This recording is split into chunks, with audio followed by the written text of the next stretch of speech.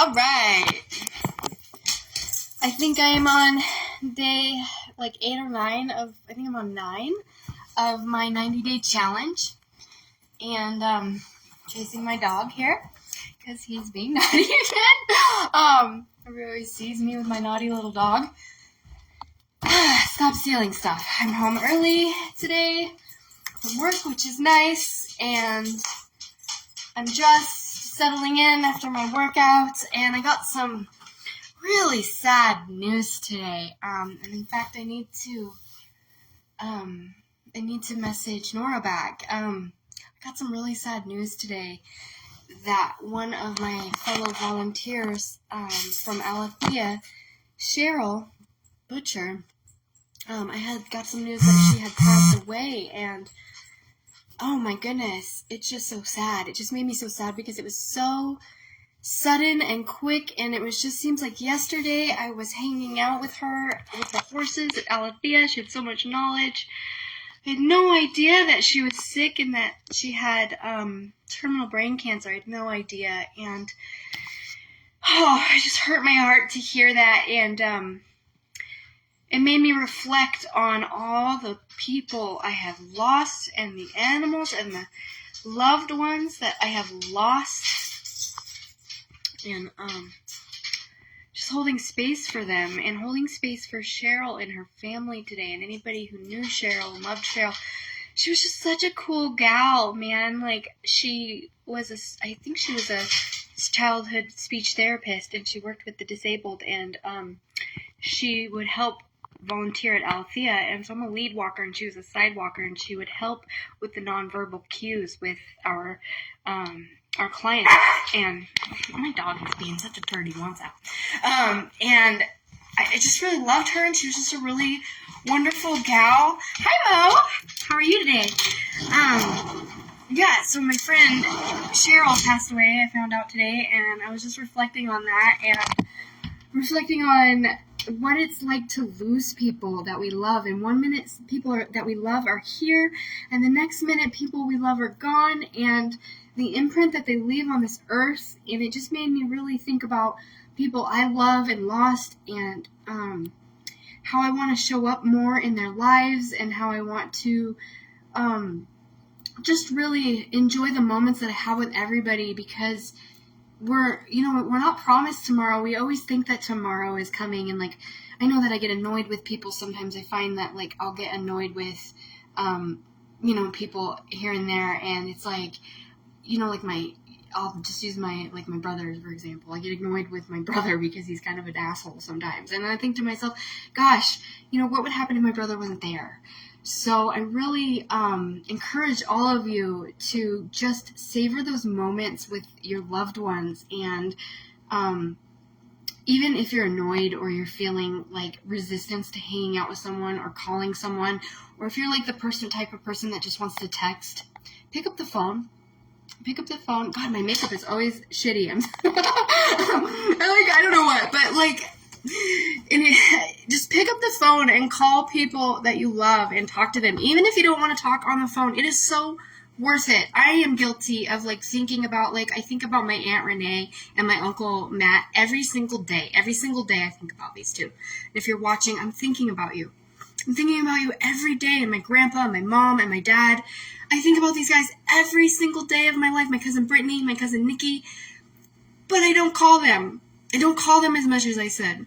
So I'm going to start doing that. I'm going to start calling people. And I know I always say that, but I really am holding that intention to call the people I love.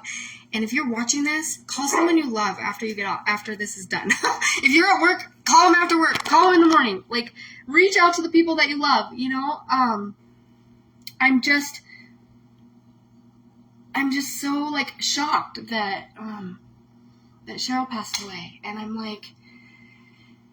just shocked. I just can't believe it. I didn't even know she had cancer, and then she's gone, and that's very similar to the way I lost my aunt. And everybody's response to grief is different, and I've had to hold a lot of grief, so my response to grief now is a lot different than it was, say, when my aunt first died. When my aunt first died, the first person I ever had die when my Aunt Shauna passed away, I remember being just completely broken by that. And when my brother passed away, I was completely broken by that. When my uncle passed away, I was completely broken by that. And then after that, there was this numbness that followed of like anytime someone would pass away after that, including my grandma. Like when they told me my grandma died, I didn't even cry the first time. I didn't even cry at first when my mom told me my grandma died, because I've had such exposure to death. I have like death apathy, and so it's like grief apathy. And I found myself today, I was in the middle of a class and we were doing a meditation. We were meeting ourselves when we were 90 or like 100 years old on our deathbed, and what we were thinking about on our deathbed, which is kind of interesting because the meditation was happening right at the same moment that Cheryl had passed. And I was in this class about manifesting, and it was a business class. And we were doing this meditation of, we were sitting with ourselves on our deathbed of what mattered, what actually mattered to us.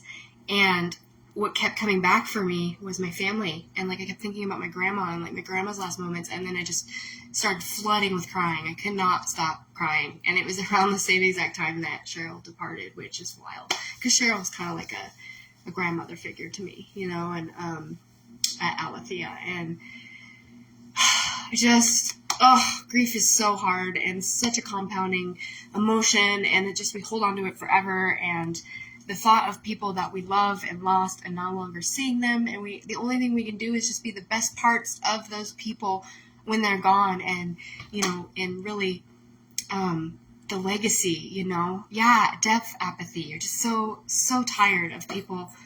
I just like, you know, and it's almost inviting to die in your own sense, because it's like, God, when I die, like, whoa, I'll actually get to be with those people again, God willing. You know, I'll actually get to be there again, and that'll be so wonderful. So I actually kind of look forward to death. Like, once my husband and my mom and my dad and like my cousin Brittany and like my siblings go, you know, once everybody's gone, who cares anymore? I don't want to be here. Like, why do we focus on these trivial things in life when really none of it matters? You know, all that matters is the people. When I was meditating on what mattered at the end of my life, it was the people. It was my family. It was those people. And then I started thinking about being old and having them be gone. And it's like, do you guys realize that when you hit like 50s and 60s, most of the people that were your elders in your life, they're gone. Like, and we have to really love those elders now.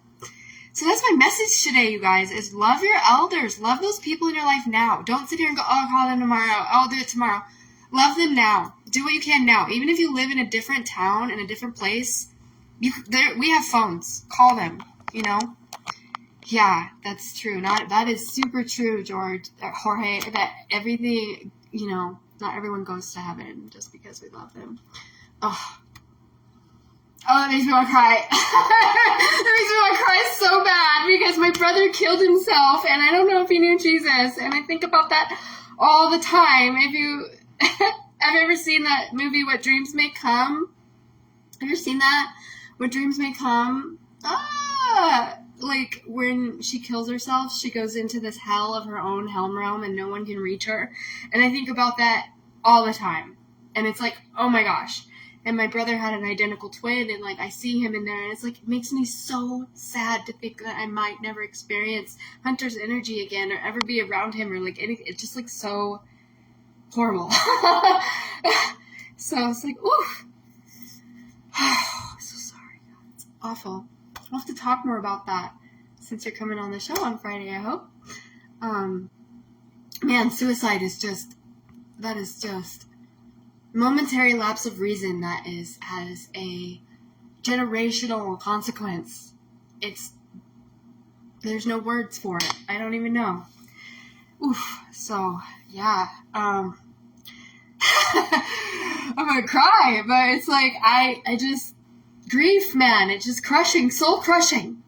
So I'm trying to get through it. I'm working through it. I'm working all my steps. You know, I have a lot of different self-development resources I draw from, but I think I'm gonna actually, my friend Jessica and my uncle was encouraging me to go to Celebrate Recovery, and I think I'm ready for that. I used to do the 12-step programs, and it just wasn't right for me because I didn't like that whole concept of a higher being.